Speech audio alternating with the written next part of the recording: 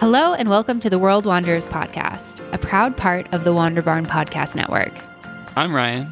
I'm Amanda. And we're your hosts. We're a traveling couple and digital nomads taking you on our adventures as we explore locations, destinations, and careers. Enjoy the show. Hello, everyone, and welcome back for another episode of the World Wanderers podcast. We're really excited that you're here with us today for today's episode of the show. And today on the podcast, we are talking about some top day trips that you can do from Mexico City. And Mexico City is a very, very large city. It's one of the biggest in the world. So there's obviously a lot that you can do within the city. Honestly, you can spend days, weeks, months there just exploring within the city between all of the different parks and museums and restaurants and all the different things that there is to do. So you definitely don't need to leave the city to have a nice experience. But the cool thing about Mexico City is that there's also a lot to do within a couple of hours surrounding the city. So if you like the idea of being in a big city, but then also being able to get out and see some cool stuff, go on some hikes, explore other cities, get some history in, Mexico City has that to offer as well, which is pretty cool. Yeah, it's such a gigantic city that you really can spend, you could probably spend 2 weeks just going out, visiting something every day. But I think really, if you're there for a weekend, you probably don't have time for a day trip somewhere else.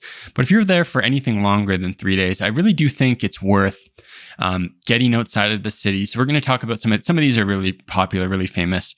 Some of them maybe not so much, but I think one of the things that's really cool about Mexico City is just the scale of it. And when, if you're just in the center of the city or just in a few neighborhoods, you don't really get that as much. Maybe you do flying in, flying out. But when you leave the city, if you head south, if you head north, you really get a sense for the scale of it, just how big of a city this is.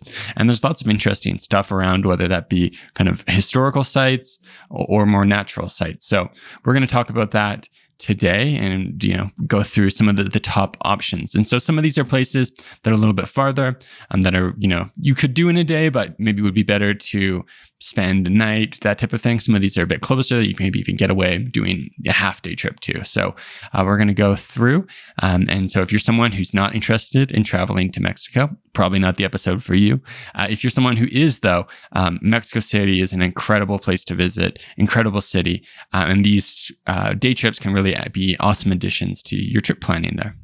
All right, so let's dive in. The first thing that is on our list is the pyramids at Teotihuacan. This is a really popular, I think, half-day trip or day trip to do from Mexico City because it's about 50K from, the center part of the city and, about an hour and a half, depending on traffic. I think that time could certainly ramp up if you were coming back in the heat of rush hour traffic, because Mexico City traffic can be pretty intense. But I would say this is definitely like a must-see, must-do when you're in Mexico City if you're there for probably longer than a weekend. So if you have a week there, I would definitely plan a trip to Teotihuacan. It's known today as the site of many of the most architecturally significant Mesoamerican pyramids built in the pre-Columbian Americas. And that is taken directly from Wikipedia. So that last sentence I just read directly from Wikipedia to tell you a little bit about that. And in our own experience, these are really impressive ruins. I know there's a lot of people that head to the Yucatan Peninsula to check out Chichen Itza and that type of thing. And Teotihuacan is way, way bigger. It's a massive, massive ancient city. And I think it's definitely worth checking out. A popular trip that you can do is a sunrise hot air balloon. So if you're feeling like checking it out both from the ground and the sky, you definitely have that option. You can take a bus to get there, or you can take an Uber. We took an Uber when we went. We had a group of 4, so it made it really affordable to be able to do that. And then, of course, there's a ton of Airbnb experiences and tours. And I think that this is probably one of the most popular day trips to do from Mexico City. So if you are interested in it, you won't have any problem, finding a bus, finding a driver, finding a tour that can take you there. Yeah, and you can see some ruins right in the center of Mexico City. Mexico City, the Spanish started building a city right on top of Tenochtitlan, which is the city that was there previously.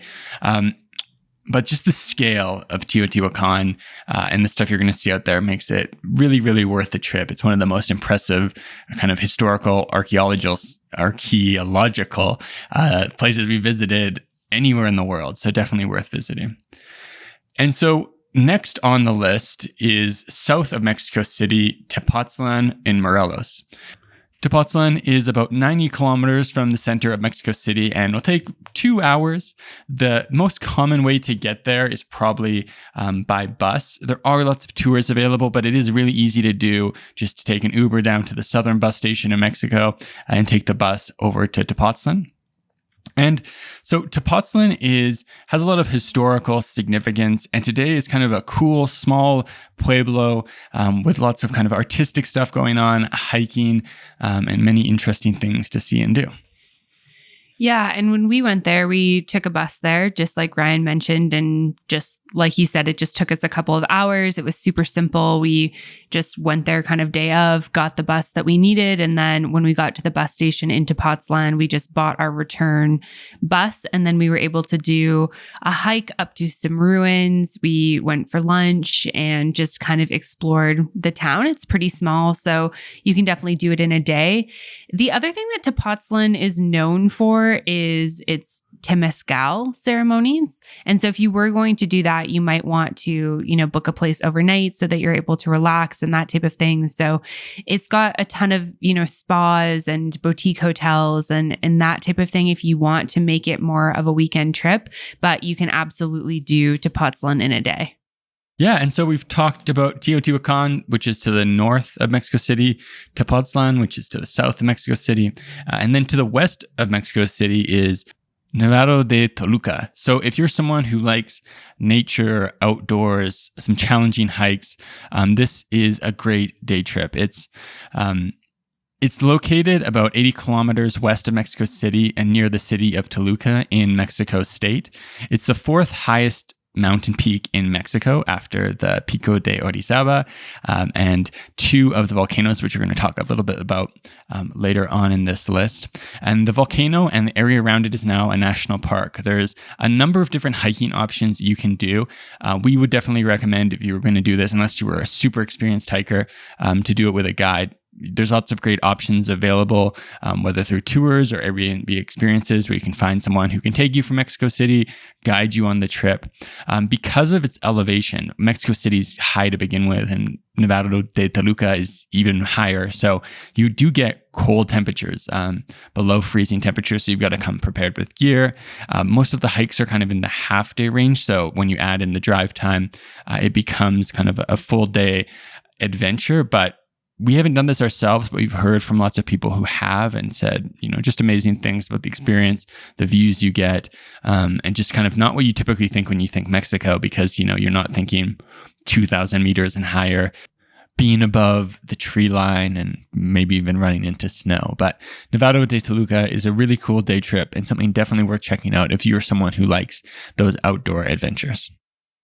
Yeah, for sure. And I think that it is nice to have those options because Mexico City is such like a big, noisy, chaotic, urban environment. And of course, there's lots of great park spaces and whatnot that you can go to in the city. But being able to really leave the city and get into nature is something that's pretty amazing. And being able to do it just within a couple of hours is pretty awesome. Another day trip that you can take from Mexico City is going to Tasco. It looks like Taxco if you're reading in English, but it's Tasco. And it's about 185 kilometers or 2.5 hours from the center of Mexico City in Guerrero State. And it's known as one of the most beautiful cities in Mexico. So this is the type of thing that you could rent a car and go to, take a little day trip to. You could hire a driver to go to.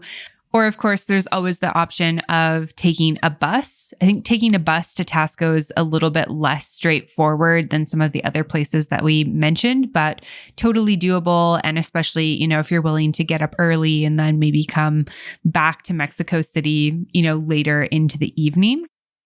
Yeah, and it's the type of place where staying a night could be really great. It's in the mountains, smaller city just built all over the hills where you see beautiful churches, old style architecture, and the type of place where you might want to be there for a sunset or maybe a sunrise. So staying overnight could be really good, but also totally doable as a day trip. And the city has a lot of history and is heavily associated with silver, both with the mining of it in the past and then with other metals for people creating jewelry, silverware, and other items. Today, mining is no longer a mainstay of the city's economy, but the city's reputation for silverwork, along with its kind of beautiful homes, beautiful architecture, and surrounding mountains and landscape, have made tourism the biggest economic activity. And that is sourced from Wikipedia. Yes. Tasco is definitely on our list. We haven't had the chance to get there yet, though. So we were just waiting for the right opportunity to get up and explore it. Yeah. And so heading towards the southeast corner of Mexico City, we're going to take you into those volcanoes that we mentioned. And so they have some pretty long names. People usually refer to one as Popo. Do you want to attempt Popo's full name? Yeah. So it's Popocatépetl.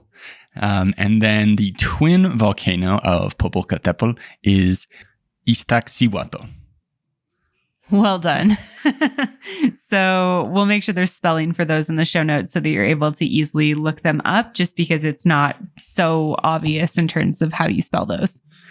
Yeah, and so Popocatépetl is 70 kilometers to the southeast of Mexico City.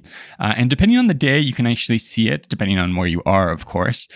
We worked at a co-working space in Mexico City that had a balcony on, I think it was like the 14th floor or something like that. And I think a lot of the days, the smog and the clouds kind of obscures it, but you were able to see it, I think maybe one or two times. And like I mentioned, there is a twin volcano. So in a lot of mythology in Mexico, these two volcanoes have, a very big role. And it is one of the three tallest peaks in Mexico, along with its twin volcano and Pico de Orizaba. And in the 1990s, the glaciers that were on it have started decreasing in size, and by early 2000s, they were completely melted.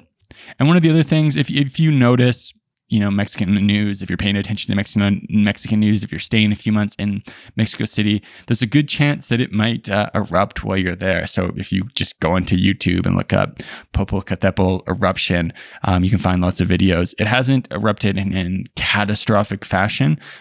Recently, it's been kind of more continuous, but often emitting smoke, sometimes lava, sometimes you'll find interesting clips at night of it shooting off lava. So an active volcano very close to Mexico City.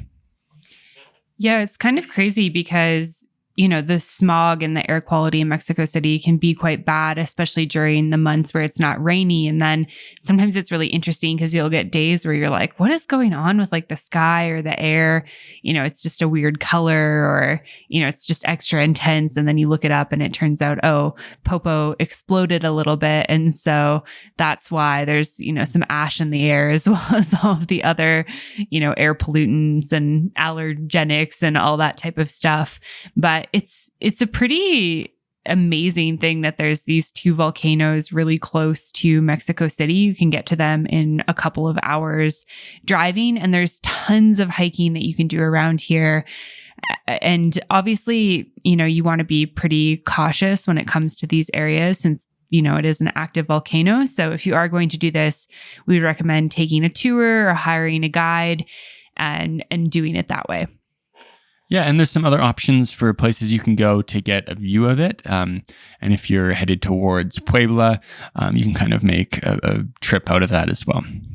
Yeah, absolutely. And so heading kind of back more into the city or closer to the city, these could be more, day trips or certainly half day trips. Some people might even consider these just like kind of parts of Mexico City. But the first one is Xochimilco. And Xochimilco is, you may have heard of it before. It's quite a famous, activity to do when you're in Mexico City. You can go down to this area where it's all, canals, a system of canals, and rent boats.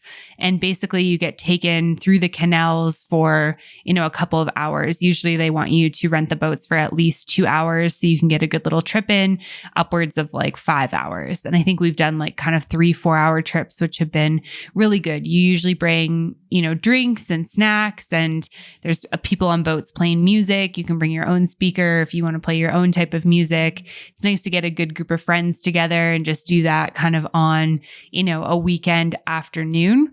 We actually have done this twice. We did it in 2018 with a group of friends, and then we actually just did it again this past July. So July of 2021 with another group of friends.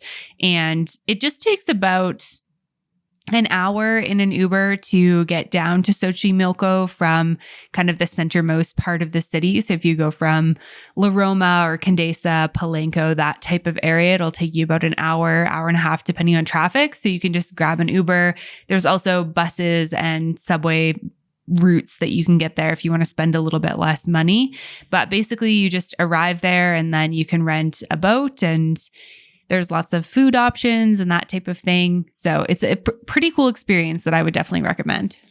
Yeah. And so I think we touched a bit on like the history of Mexico City, the pre-Hispanic history of Mexico City. And so at that time, it was very much, people kind of think of it like Venice style, where there's lots of canals built on a partially filled in lake. And so Xochimilco kind of retains that dynamic where you can move around by the canal boats. And like Amanda mentioned, there's kind of the more popular way of doing it, which is you go down, you get some drinks, you get some food, you play some music, and it's a bit more of a party atmosphere on these boats.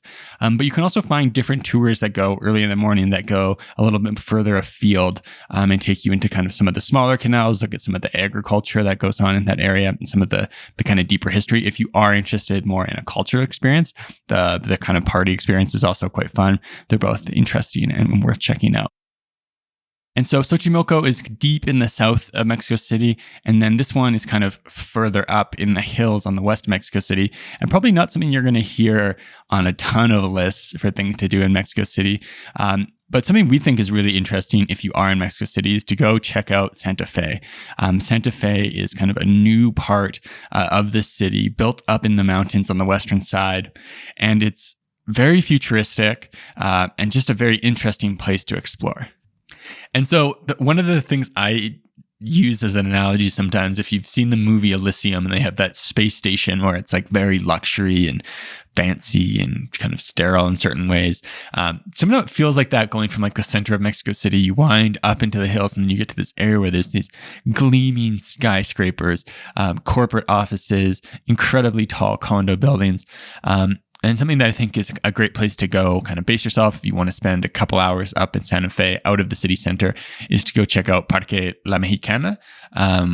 And yeah, interesting, very kind of new, fancy, clean park next to this gigantic line of skyscrapers up in the hills over Mexico City. And just when you think like, hey, I'm traveling to Mexico, you don't think this. And so it's an interesting place to go check out if you've got those, got an extra day and want to do that. And there's also, a very fancy mall that claims to be, I think, the largest multi-floor mall in Latin America, and lots of, fancy restaurants and things of that nature.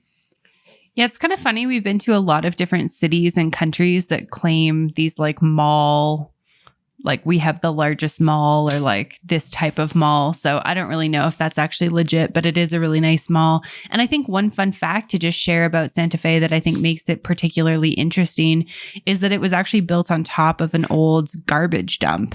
And so, this area many years ago was an area that was just where they were bringing the city's garbage and they were just dumping it there. And they've been able to kind of build on top of that and create this area that, like Ryan said, is very kind of surreal and very modern. And, this is an area where there's lots of offices and different businesses and that type of thing. So it's totally an area that if you wanted to go check it out, you could for sure live in and that type of thing. But yeah, it's definitely worth going to check out at least for maybe a half day if you have some extra time while you're in Mexico City. And so the next things we're going to talk about are some more city adventures that you can get to from outside of Mexico City. So we'll start with Puebla. Puebla is to the kind of southeast of Mexico City and is just a couple of hours. We actually went on a day trip here to check out Cinco de Mayo. I think that people in Canada and the US think that Cinco de Mayo is some sort of celebration of Mexico's independence, but it's actually not. Mexico's Independence Day is in September, and Cinco de Mayo is commemorating the Battle of Puebla, which happened. And so really the only place in Mexico that does any type of celebration or commemorating or anything for Cinco de Mayo is Puebla. So when we lived in Mexico City, we decided to go check that out. They had a big parade happening through the city and lots of different, types of celebrations. And so we went down with a group of friends. We just took a bus from Mexico City. It took a couple of hours to get there and back. So you can definitely do it in a day. Puebla is a massive city. So I think that to really do Puebla justice, it probably makes more sense to at least spend a weekend there, if not spend a week or so to kind of get to know the city. But there's lots you can do in a day. You can kind of hit sort of the main stops, get a good meal or two, and then head on back to the city. Yeah, and there's lots of good food in Puebla, lots of Mexican food that's become popular internationally, has its roots in Puebla, and also lots of interesting history. I remember particularly, not that long ago, they found and discovered a number of tunnels that were built into the city. So you can go take a trip through tunnels. Also a cool place to go because you kind of just see the scale of, you're leaving Mexico City and you're in Mexico City for an hour, and then there's maybe like a small gap, and then you're in the outskirts of Puebla, and then you're in Puebla. So just these kind of mega cities coming together. So Puebla is definitely a cool place to check out, especially if you're visiting Mexico in May, where I'd say you've got to go if you're around Cinco de Mayo. The other two, which we'll kind of just quickly mention, two bigger cities near to Mexico City that are worth checking out. So Toluca in Mexico State, which is, of course, near Nevado de Toluca, the mountain we mentioned earlier. You could kind of make a pair out of those two if you wanted to explore both. Toluca is another large city, very close to Mexico City. And then Cuernovaca is the capital of Morelos state, which is to the south of Mexico City. Again, not much more than an hour away. You can easily take a bus there, go explore. Both these cities have a lot of interesting history and their own culture and things to check out and learn about. If you've got more time, it can be a good place to spend a night or two. But if you're just looking, at spending 10 days, 7 days in Mexico City, getting out to one of these cities, whether it's Puebla, Cuernovaca, Toluca, so you can get a bit of a sense of like what's a city that's not the capital of Mexico like, I think is definitely worth doing. Yeah, for sure. And I think there's lots of ways you can kind of do this. Like you can just, take buses like we did to Puebla and, go for a day, or take a bus to Tepoztlan and go for a day. Or you could do something where, if you have the time, you could, take a weekend, go to Cuernovaca, also do Tepoztlan, go to Toluca, hike in Nevado de Toluca, because then it cuts down your time into the mountains, et cetera, et cetera. So there's lots of ways that you can kind of, shape these into your own type of trip, just depending on what you're looking for, how much time you have, that type of thing. But I think one of the things that's just really worth noting is, we're kind of talking about these like, oh, you can just take a day trip to Puebla or Toluca or Cuernovaca. I mean, these are like pretty major cities with pretty substantial populations. So they are their own kind of standalone places to go and visit. And I think that that's just representative of the size and scale, like we've said a couple times already, of Mexico City. And like Ryan mentioned, it's, when you take a bus outside of Mexico City, so much of your trip is just getting out of the city. And then when you're going somewhere like Toluca or Puebla, it's like you kind of leave the city for a second and then you're basically in the next city. And I think between like all of these, between Puebla, Mexico City, and Toluca, which are quite close to each other, I think that makes up like basically the population of Canada, just to give you a sense for, how many people live just in these sort of small areas. Yeah, and the other thing about being in Mexico City for a while, it's such a gigantic city that it really does feel like you can take a day trip to some of the neighborhoods in the city. So, if you're staying in Roma, for example, it's like, yeah, you can go over, take a walk over to Palenque. You walk over there for, an hour through the park, have lunch, it feels like you're spending your day there. Or if you want to go to Cuernovaca in the south of the city, you're probably spending an hour in Uber either way. Xochimilco even further. So it sometimes feels like you're taking day trips just to go to different neighborhoods in the city as well. So there's just kind of an endless list of things to see, to explore, to do while you're around there. But getting outside of the city can be great as well.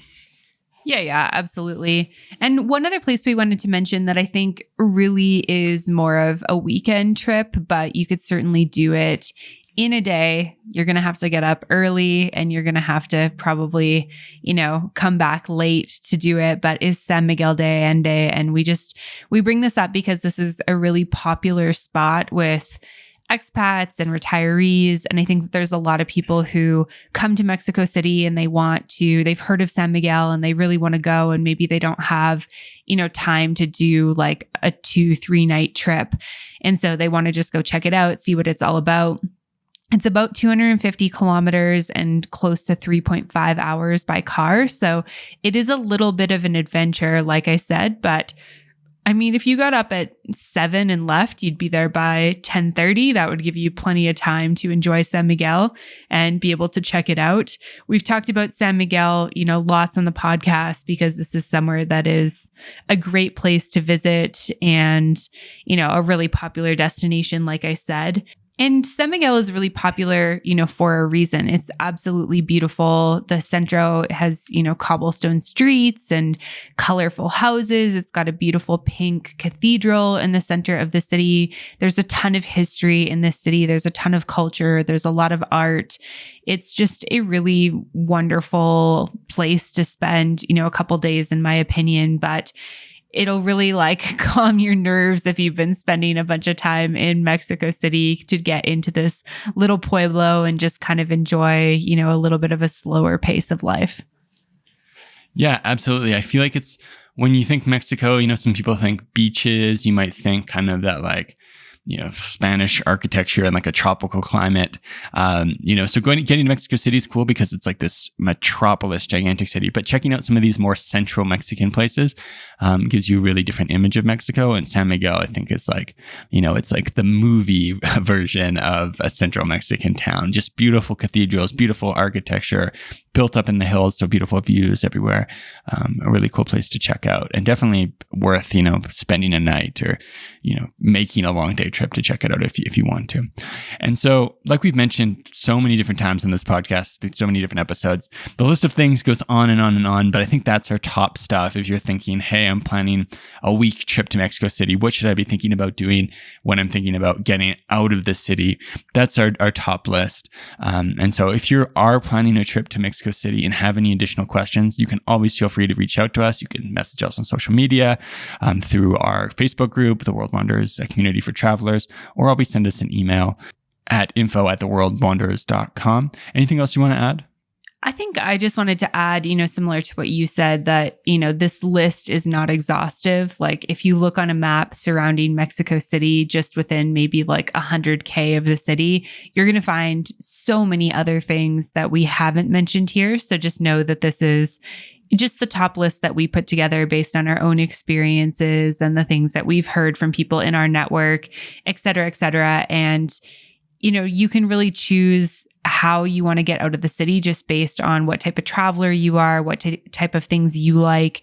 If you like cities versus mountains versus hiking versus nature versus smaller pueblos and that type of thing. So I think that one of the things that's really awesome about being in an area, being in Mexico in general, but being so close to Mexico City, is that there really is something for everyone in the city, but there's also something for everyone outside the city. So like Ryan said, I would definitely recommend, getting something in, even if it's Teotihuacan and Xochimilco, where you're kind of staying in the city, but being able to get to kind of the outskirts of them, or, going as far as San Miguel de Allende and getting to explore something that's totally different from Mexico City. So just know that there's lots of options, something for everyone. And yeah, hopefully you guys enjoy. And hopefully if you are in Mexico City or going to be in Mexico City or around Mexico City, you get a chance to at least check out something that we've mentioned here today.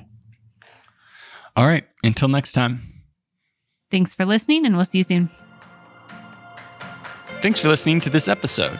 If you want more, make sure to check out The World Wanderers Insider, available on Patreon at patreon.com/theworldwanderers. For show notes, head over to theworldwanderers.com. Find us on social media at The World Wanderers Podcast and join the private Facebook community at World Wanderers, a community for travelers. You can always get in touch with us at info@theworldwanderers.com. And if you enjoyed the show, don't forget to subscribe and leave a review. It really helps us find new listeners. See you next time.